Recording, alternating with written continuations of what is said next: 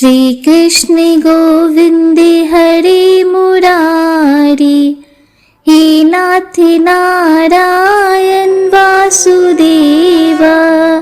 जय श्री राधे कृष्णा। दोस्तों, हर हर महादेव। आप सभी को सफला एकादशी की बहुत बहुत शुभकामनाएं। आप सभी के जीवन में भगवान श्री हरि विष्णु और भगवान महादेव की कृपा हमेशा बनी रहे। दोस्तों, पौष मास के कृष्ण पक्ष की एकादशी को सफला एकादशी कहते हैं। इस व्रत के पुण्य प्रभाव से व्यक्ति को सभी कार्यों में सफलता प्राप्त होती है। ऐसा कहा जाता है कि उसके जीवन में आ रही सभी बाधाओं को भगवान श्री हरि विष्णु स्वयं दूर करते हैं। इस वीडियो में आज मैं आपको सफला एकादशी व्रत की कथा, एकादशी माता की कथा तथा साथ ही तुलसी माता की कथा का भी श्रवण कराने जा रही हूँ। आइए भगवान श्री हरि विष्णु के पावन नामों का जप करते हुए सफला एकादशी की व्रत कथा प्रारंभ करते हैं। प्रेम से बोलिए गौरी पुत्र गणेश की जय। भगवान श्री हरि विष्णु की जय। एक बार महाराज युधिष्ठिर ने भगवान श्री कृष्ण से कहा, हे कमल नयन, आपसे मोक्षदा एकादशी की व्रत कथा सुनकर मैं धन्य हो गया। हे मधुसूदन, अब आप पौष मास के कृष्ण पक्ष की एकादशी की महिमा बताने की कृपा करें। उस एकादशी का क्या नाम है, उस दिन किस देवता की पूजा होती है और उसके व्रत का क्या विधान है। मुझ पर कृपा करते हुए यह सब आप मुझे विस्तार पूर्वक बताइए। युधिष्ठिर की जिज्ञासा सुनकर श्री कृष्ण ने कहा, हे कुंती पुत्र, तुम्हारे प्रेम के कारण मैं तुम्हारे प्रश्नों का विस्तार सहित उत्तर देता हूँ। अब तुम इस एकादशी व्रत का महात्म सुनो। हे पार्थ, इस एकादशी के द्वारा भगवान विष्णु को शीघ्र ही प्रसन्न किया जा सकता है। पौष मास की कृष्ण पक्ष की एकादशी का नाम सफला है। इस एकादशी के आराध्य देव नारायण हैं। इस एकादशी के दिन श्रीमान नारायण जी की विधि के अनुसार श्रद्धा पूर्वक पूजा करनी चाहिए। हे पांडुनंदन, इसे सत्य जानो कि जिस तरह नागों में शेष नाग, पक्षियों में गरुड़, ग्रहों में सूर्य चंद्र, यज्ञों में अश्वमेघ और देवताओं में भगवान विष्णु श्रेष्ठ हैं, उसी प्रकार व्रतों में एकादशी व्रत श्रेष्ठ है। हे युधिष्ठिर, एकादशी का व्रत करने वाले व्यक्ति भगवान श्री हरि को अति प्रिय हैं। इस एकादशी में नींबू, नारियल, नैवेद्य अर्पण करके भगवान नारायण की पूजा करनी चाहिए। मनुष्य को 5 सहस्त्र वर्ष तपस्या करने से जिस पुण्य का फल प्राप्त होता है, वही पुण्य श्रद्धा पूर्वक रात्रि जागरण सहित सफला एकादशी का उपवास करने से मिलता है।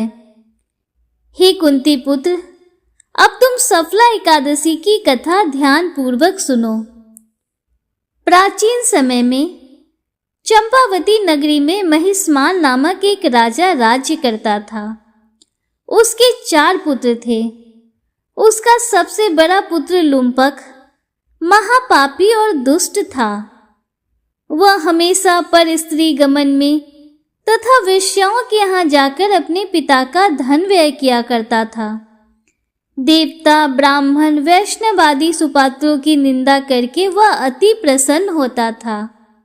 सारी प्रजा उसके कुकर्मों से बहुत दुखी थी, परंतु युवराज होने के कारण सब चुपचाप उसके अत्याचारों को सहन करने के लिए विवश थे और किसी में भी इतना साहस नहीं था कि कोई राजा से उसकी शिकायत करता। परंतु बुराई अधिक समय तक पर्दे में नहीं रहती। एक दिन राजा महिष्मान को लुम्पक के कुकर्मों का पता चल ही गया। तब राजा अत्यधिक क्रोधित हुआ और उसने लुम्पक को अपने राज्य से निकाल दिया। पिता द्वारा त्यागते ही लुम्पक को बाकी सभी ने भी त्याग दिया। अब वह सोचने लगा कि मैं क्या करूं, कहाँ जाऊं। अंत में उसने रात्रि में पिता के राज्य में चोरी करने की ठानी। वह दिन में राज्य से बाहर रहने लगा और रात्रि को अपने पिता की नगरी में जाकर चोरी तथा अन्य बुरे कर्म करने लगा। रात में वह जाकर नगर के निवासियों को मारता तथा कष्ट देता। वन में वह निर्दोष पशु पक्षियों को मारकर उनका भक्षण किया करता था। किसी रात जब वह नगर में चोरी करते पकड़ा भी जाता तो राजा के डर से पहरेदार उसे छोड़ देते थे। कहते हैं कि कभी कभी अनजाने में भी प्राणी ईश्वर की कृपा का पात्र बन जाता है। ऐसा ही कुछ लुम्पक के साथ भी हुआ।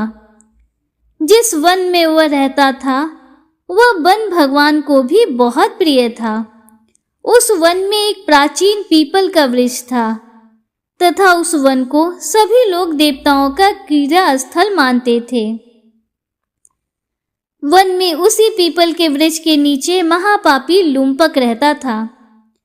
कुछ दिन बाद पौष मास के कृष्ण पक्ष की 10वीं तिथि के दिन वस्त्रहीन होने के कारण लुम्पक तेज ठंड से मूर्छित हो गया। ठंड के कारण वह रात में सो न सका। उसके हाथ पैर अकड़ गए। वह रात्रि बड़ी कठिनता से बीती, किंतु सूर्य के उदय होने पर भी उसकी मूर्छा नहीं टूटी। वह ज्यों का त्यों पड़ा रहा। सफला एकादशी की दोपहर तक वह पापी मूर्छित ही पड़ा रहा। जब सूर्य के तपन से उसे कुछ गर्मी मिली तब दोपहर में कहीं उसे होश आया और वह अपने स्थान से उठकर किसी प्रकार चलते हुए वन में भोजन की खोज में फिरने लगा। उस दिन वह शिकार करने में असमर्थ था, इसलिए पृथ्वी पर गिरे हुए फलों को लेकर पीपल के वृक्ष के नीचे गया। तब तक भगवान सूर्य अस्ताचल को प्रस्थान कर गए थे।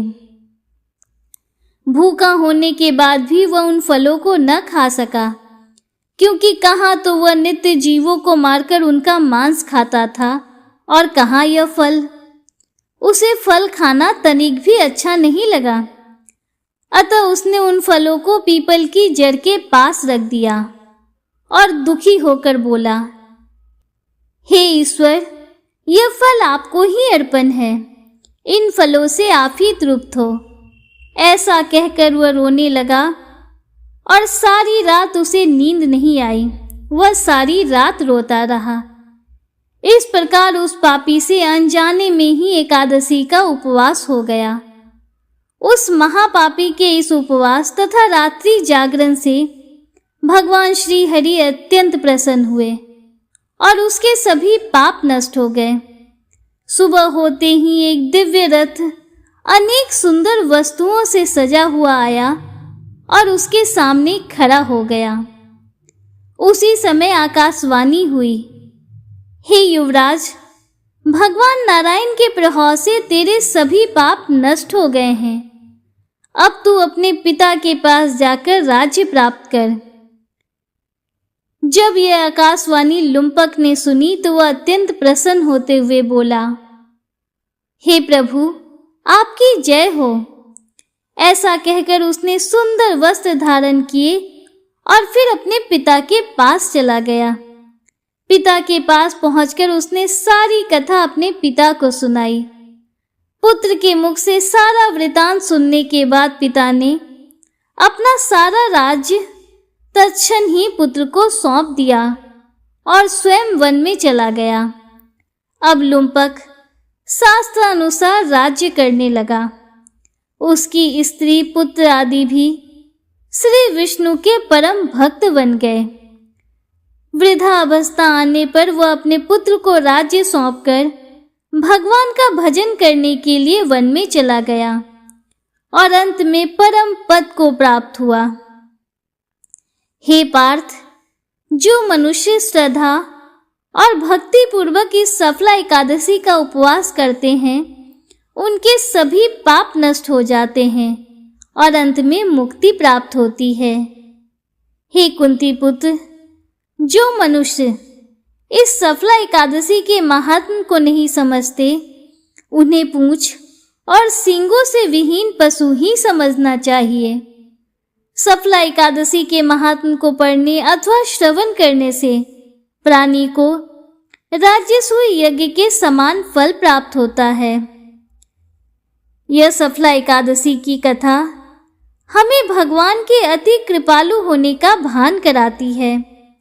यदि कोई मनुष्य अज्ञानवश भी प्रभु का स्मरण करे तो उसे पूर्ण फल की प्राप्ति होती है। यदि मनुष्य निश्चल भाव से अपने पापों की क्षमा मांगे तो भगवान उसके बड़े से बड़े पापों को भी क्षमा कर देते हैं। लुम्पक जैसा महापापी भी भगवान श्री हरि की कृपा से बैकुंठ का अधिकारी बना। प्रेम से बोलिए भगवान श्री हरि विष्णु की जय। लक्ष्मी माता की जय। आइए एकादशी माता की व्रत कथा प्रारंभ करते हैं। कहते हैं कि इस कथा को सुनने से ही एकादशी का व्रत पूर्ण माना जाता है। एक बार एक बूढ़ी माँ ने एकादशी का उपवास रखा। बड़ी ही भक्ति भाव से वो एकादशी की पूजा किया करती थी। वे बूढ़ी हो चुकी थी। उन्हें वृद्धावस्था में कोई भी वस्तु नहीं चाहिए थी जिसके लिए वे एकादशी का उपवास रखती, क्योंकि एकादशी का उपवास रखने से तो श्री हरि की कृपा से सब कुछ मिल जाता है। वह बूढ़ी माँ तो अपने बच्चों के लिए, अपने परिवार के सुख सुविधा के लिए इतना कठिन व्रत रखती थी। वे दिन भर तो बड़ा कठिन मन करके अपनी प्यास को किसी तरह से रोके रही, क्योंकि एकादशी के व्रत में वह जल की एक बूंद भी ग्रहण नहीं करती थी। द्वादशी को ही जल पीकर वह अपने व्रत का पालन किया करती थी। दिन भर उन्होंने किसी प्रकार अपने मन को संयमित रखा, पूजा पाठ की, व्रत की कथा पढ़ी और सुनी। फिर पंडित जी को मिट्टी के एक पात्र में भरकर पानी और मौसमी फल दान में दिए। दोना भरकर शक्कर भी वितरित किया। उन्हें गर्मी के कारण बड़ी बेचैनी हो रही थी।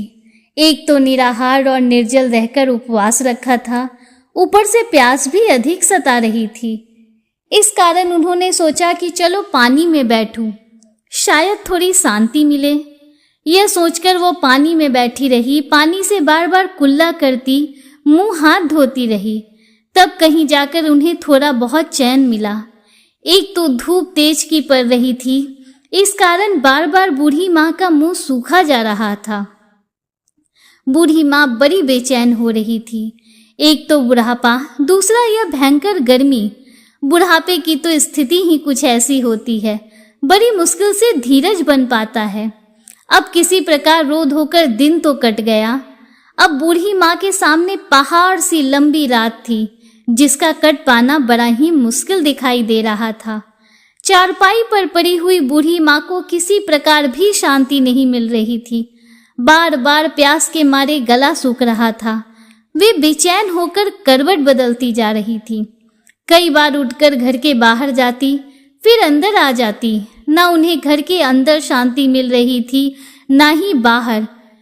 वे परी परी एकादशी माता को याद करती रहीं और मन में कहती रही, हे माता, आप मेरी लाज रखिएगा। आप ही मुझे शक्ति दीजिएगा ताकि मैं भली भांति आपका व्रत कर सकूं। यह पहाड़ सी रात सुकून से बीत जाए।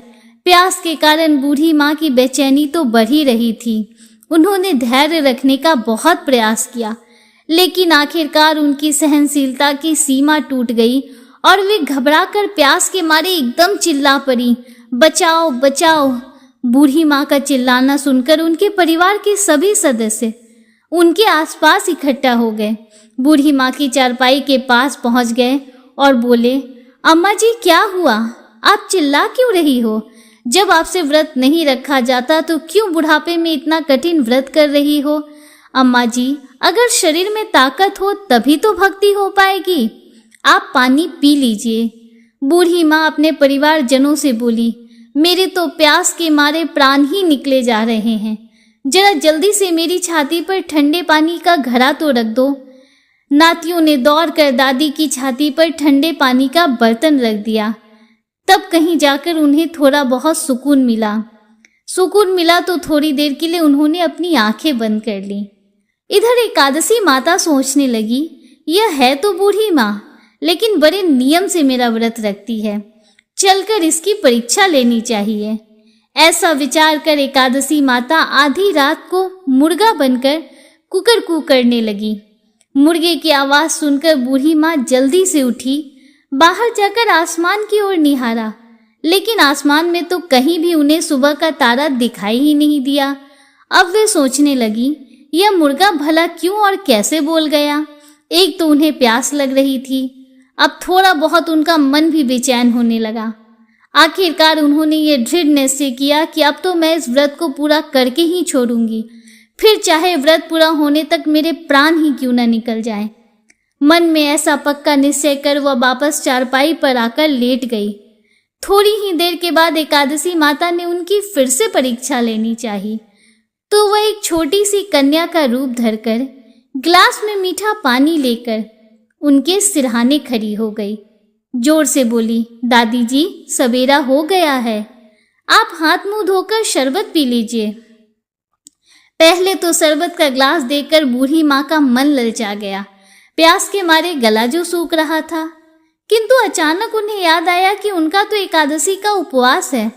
फिर उन्होंने सोचा, अभी तो मैं किसी भी तरह से ये शरबत नहीं पी सकती। फिर वे चुपचाप वापस अपनी चारपाई पर लेट गई। जैसे ही उनकी आंख लगी तभी उन्हें एहसास हुआ मानो किसी ने उन्हें पानी से भरे हुए कुएं में पटक दिया हो। वे बहुत देर तक उस कुएं में हाथ पैर चलाती रहीं, लेकिन इस बीच उन्होंने अपने मुंह में पानी की एक बूंद भी नहीं जाने दी, क्योंकि उनका एकादशी का उपवास जो था, वे पक्के निश्चय के साथ अपने व्रत का पालन करती रहीं। थोड़ी ही देर में उन्हें ऐसा लगा मानो सामने आग जल रही हो। आग के कारण बड़ी भारी गर्मी लगने लगी। प्यास के मारे उनके प्राण निकलने लगे, लेकिन इतना सब होने के बाद भी बूढ़ी माँ ने पानी की एक बूंद भी नहीं पी। वे तो बस चारपाई पर बैठी बैठी एकादशी माता का ध्यान करती रहीं। अब सवेरा होने में बस कुछ ही समय था। वे बड़ी तसल्ली के साथ इधर उधर घूमने लगी। एकादशी माता अब तक यह बात अच्छी तरह से समझ गई कि इन बूढ़ी माँ को किसी भी प्रकार से अपने व्रत से नहीं टाला जा सकता। वे उनके सत्य व्रत को भली भांति समझ गई थी। अब सवेरा हो गया तो बूढ़ी माँ ने स्नान किया, भगवान श्री हरि का पूजन किया, फिर एकादशी माता की कथा सुनी, ब्राह्मणों को दक्षिणा देकर भोजन कराया। तब कहीं जाकर उन्होंने जल ग्रहण किया। कन्याओं को भोजन कराने के बाद बूढ़ी माँ ने स्वयं भोजन किया और उस श्रेष्ठ व्रत के प्रभाव से बूढ़ी अम्मा की आयु में वृद्धि हो गई। उनकी आयु बढ़ गई, उनका परिवार हरा भरा हो गया। अब उनके घर में किसी भी चीज का कोई अभाव नहीं रहा। उनका घर हर प्रकार के सुख साधनों से भर गया। नाती नातिन से उनका घर भर गया और वे उसी दिन से 12 महीने की एकादशी का व्रत करने लगी। एकादशी माता के व्रत के पुण्य प्रताप से इस संसार में हर प्रकार के सुख भोग कर वह बूढ़ी माँ अंत में भगवान श्री हरि के धाम को चली गई। जैसे एकादशी माता ने उन बूढ़ी माँ को और उनके परिवार को हरा भरा किया, वैसे ही हे एकादशी माता हम सभी की मनोकामनाएं पूर्ण कीजिएगा। प्रेम से बोलिए भगवान श्री लक्ष्मी नारायण की जय, एकादशी माता की जय। हे प्रिय भक्तों, आइए अब तुलसी माता की कथा प्रारंभ करते हैं। भगवान विष्णु को तुलसी अति प्रिय है, इसलिए ऐसा कहा जाता है कि एकादशी के दिन भगवान विष्णु की कथा के श्रवण के साथ साथ तुलसी माता की कथा का श्रवण भी जरूर करना चाहिए। इसलिए आइए आज के इस पावन दिन पर तुलसी माता की कथा का रसपान करते हैं। प्रेम से बोलिए तुलसी माता की जय। एक समय एक गांव में सभी महिलाएं तुलसी माँ को सींचा करती थीं। उस गांव में एक बुढ़िया भी थी, वह भी प्रतिदिन तुलसी माता को सींचा करती थी। गांव की सब औरतें तो तुलसी माता को सींचकर चली आती, पर एक बुढ़िया माई हमेशा ही तुलसी माता से कहा करती थी, तुलसी माता सबकी दाता, मैं तेरा बिरला सींचूं, तू मेरा निस्तारा कर। तुलसा माता अरुआ दे, लरुआ दे, पीतांबर की धोती दे, मीठा मीठा ग्रास दे, बैकुंठ का बास दे, चटक की चाल दे, पटक की मौत दे, चंदन का काठ दे, झालर की झनकार दे, साई का राज दे, दाल भात का जीवन दे, एकादशी का दिन दे, और भगवान श्री कृष्ण का कांधा दे। उसकी इन सारी बातों को सुनकर तुलसी माता सोच में पड़ जाती। धीरे धीरे तुलसी माता सूखने लगी। एक बार भगवान श्री कृष्ण ने तुलसी माता से कहा, हे तुलसी, तुम प्रतिदिन सूखती क्यों जा रही हो? तुलसी माता ने कहा, प्रभु मैं आपको क्या बताऊं? इस पर भगवान श्री कृष्ण ने कहा, तुलसी, मुझे नहीं बताओगी तो फिर किसे बताओगी? बताओ क्या बात है? इस पर तुलसी माता ने कहा कि एक बुढ़िया रोज आती है और यही बात कह जाती है, मैं उसकी सभी बातों को पूरा कर दूंगी, लेकिन कृष्ण का कांधा कहाँ से लाऊंगी? तो भगवान बोले, जब वो मरेगी तो मैं अपने आप कंधा दे आऊंगा, तू बुढ़िया माई से कह देना। जब बुढ़िया माई मर गई तो सब लोग आए, सारा गांव इकट्ठा हो गया और उसका अंतिम संस्कार करने के लिए उसे उठाने लगे, लेकिन वह बहुत भारी हो गई, जिससे उसकी अर्थी टस से मस नहीं हुई। सभी बोले, यह तो बहुत संस्कारी थी, बहुत पूजा पाठ करती थी, कोई पाप नहीं किया, फिर यह इतनी भारी कैसे हो गई? उसी समय बूढ़े ब्राह्मण के वेश में भगवान श्री कृष्ण वहां आए और कहने लगे कि यह भीड़ कैसी है? तब गांव वाले बोले कि एक बुढ़िया मर गई है और वह इतनी पापिन थी कि उसकी अर्थी नहीं उठ रही है, बहुत भारी हो गई है। भगवान बोले कि मुझे उसके कान में कुछ कहने दो, फिर यह उठ जाएगी। तब गांव के सभी लोग कहने लगे, अच्छा चलो आप भी कोशिश कर लो। भगवान बुढ़िया के पास गए और उसके कान में कहा कि माई, तू अपने मन की कर ले, पीतांबर की धोती ले, मीठा ग्रास ले, बैकुंठ का वास ले, चटक की चाल ले, चंदन का काठ ले, झालर की झनकार ले, दाल भात को जीम और कृष्ण का कांधा ले। भगवान की सभी बातें सुनकर बुढ़िया हल्की हो गई। भगवान उसे अपने कंधे पर ले गए। बुढ़िया को मुक्ति मिल गई और वह बैकुंठ धाम को चली गई।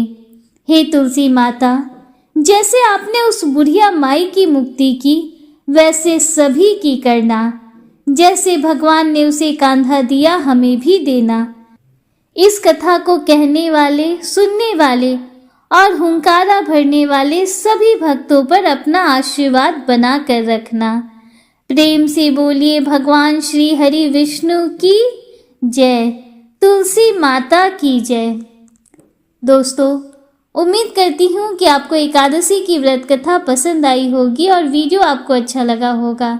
अगर वीडियो आपको अच्छा लगा हो तो वीडियो को लाइक कीजिए, दूसरों के साथ शेयर कीजिए, कमेंट में हर हर महादेव, जय श्री राधे कृष्णा जरूर लिखिए। अगर आप हमारे चैनल पर पहली बार आए हैं तो चैनल को सब्सक्राइब कीजिए, बेल आइकन जरूर प्रेस कीजिए, जिससे आगे भी आपको ऐसी ही रोचक जानकारियाँ मिलती रहें। मिलते हैं आपसे अगले वीडियो में, तब तक के लिए हर हर महादेव, जय श्री राधे कृष्णा, राधे राधे, जय माता दी।